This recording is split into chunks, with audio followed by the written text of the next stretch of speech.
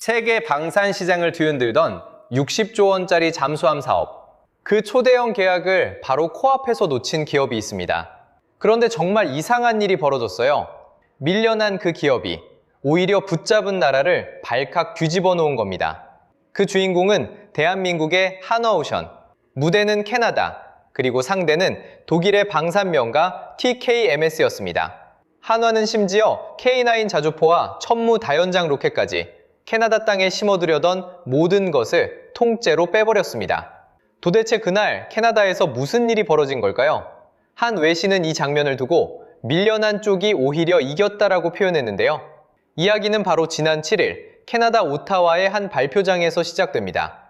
캐나다는 낡은 잠수함을 대신할 차세대 잠수함을 무려 12척이나 새로 들이는 사업을 추진했습니다.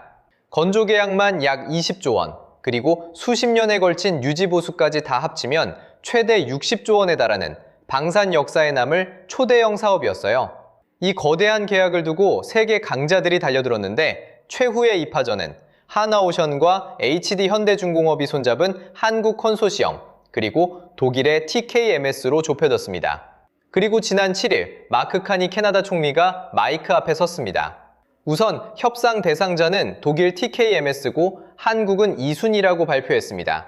그런데 카니 총리의 말이 아주 묘했어요. 그는 이번 경쟁이 그야말로 초박빙이었다라고 말했습니다. 두 나라의 잠수함 모두 요건을 완벽히 충족했고 한국이 실력에서 밀린 것은 절대 아니라고 힘줘 강조했죠.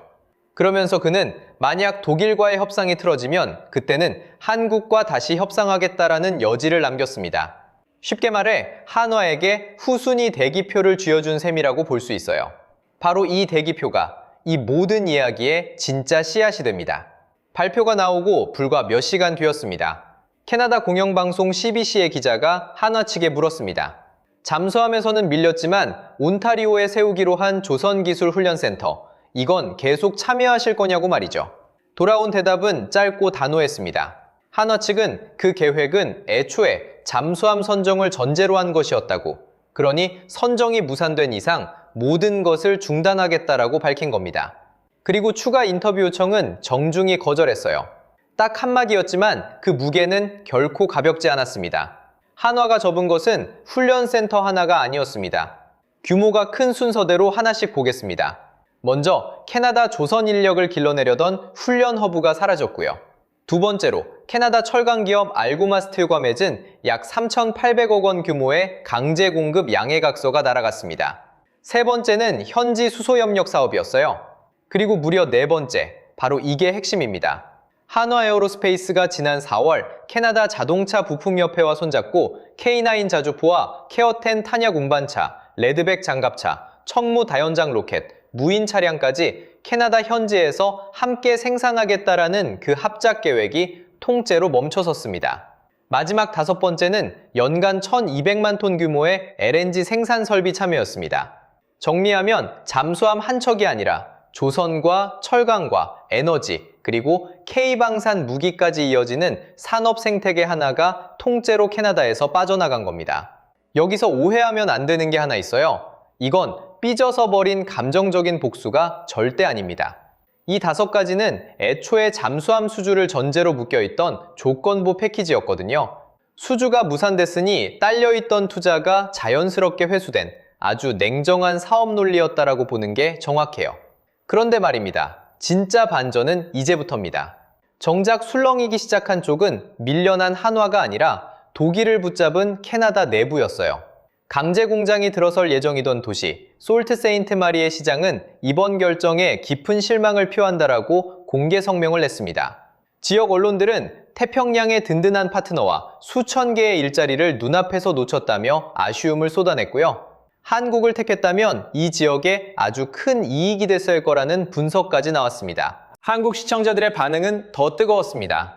다음은 없다. 캐나다가 다시 손을 내밀면 그때는 값을 2배로 불러야 한다 라는 반응이 가장 많은 공감을 얻었어요. 처음부터 우리는 그저 들러리였다 라는 지적도 있었고요.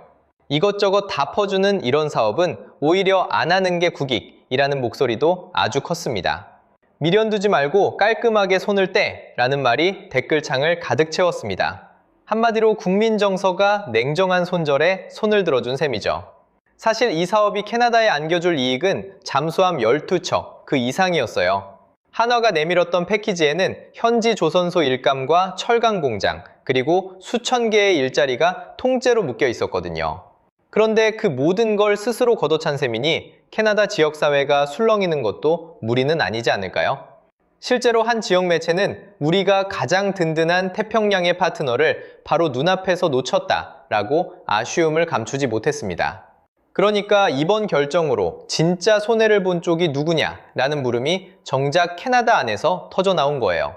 자, 그럼 한화를 밀어내고 독일을 택한 캐나다의 선택, 과연 잘한 걸까요? 여기서 독일이 던진 승부수를 반드시 들여다봐야 합니다. 신영증권의 엄경하 연구위원은 독일이 상당한 무리수를 뒀다라고 짚었습니다. 전 세계 잠수함 건조 슬롯은 절대적으로 한정돼 있는데요. 독일 TKMS는 캐나다의 배를 빨리 넘겨주기 위해 원래 자기 나라가 2036년에 받기로 했던 인도분을 2034년으로 무려 2년이나 앞당기겠다라고 약속했다는 겁니다. 쉽게 말해 개발국인 독일이 제 살을 깎아 자국 물량을 뒤로 밀어내면서까지 캐나다 자리를 만들어줬다라는 얘기예요. 과연 이 무리한 약속을 끝까지 지킬 수 있을까요? 과거의 기록도 한번 들춰볼 필요가 있습니다. 독일산 잠수함이 처음부터 완벽했던 것은 절대 아니었거든요. 같은 계열의 독일 잠수함을 도입했던 그리스 해군은 배가 심하게 기울고 소음이 크다는 이유로 인수를 거부했다라는 기록이 남아 있습니다. 우리 대한민국도 초기에 들여온 독일제 잠수함에서 여러 하자가 나와 긴 소송 끝에 배상을 받아냈다라는 기록이 분명히 남아 있고요. 그러니 검증이 덜 된 신형에 60조 원을 거는 게 과연 안전하냐는 물음이 나오는 겁니다. 실제로 현지 언론조차 캐나다가 사실상 첫 운용국, 즉 실험대에 오르는 것 아니냐라고 꼬집었다고 합니다. 바로 이 대목에서 아주 흥미로운 전망이 나옵니다. 잠수함을 만들 수 있는 슬롯이 이렇게 귀해질수록 한국 잠수함의 몸값은 오히려 더 오른다라는 분석입니다.